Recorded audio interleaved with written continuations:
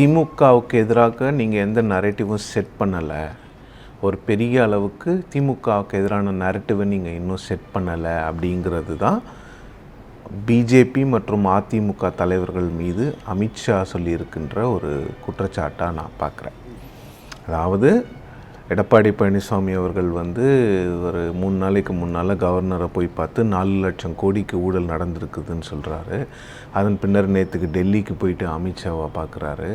நேற்று காலையில் பாமகவை கூப்பிட்டு கூட்டணி பேசி முடிக்கிறாங்க. தேமுதிக இன்னும் ஒரு வாரத்தில் வந்துரும்னு சொல்கிறாங்க.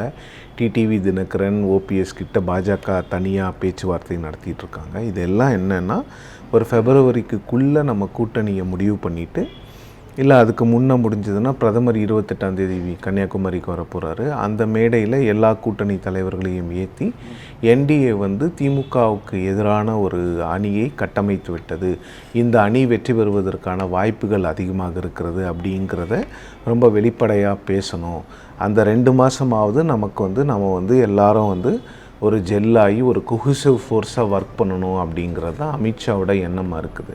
ஆனால் அதற்கு பாமகவில் இருக்கக்கூடிய இந்த உட்கட்சி பூசல், அமமுகவினுடைய திரு டிடிவி தினகரன், ஓபிஎஸ் போன்றவர்கள் இபிஎஸ்ஐ ஏற்றுக்க மாட்டேன்னு சொன்னது, இதெல்லாம் பெரிய தலைவலியாக பாஜகவுக்கு இருந்தது.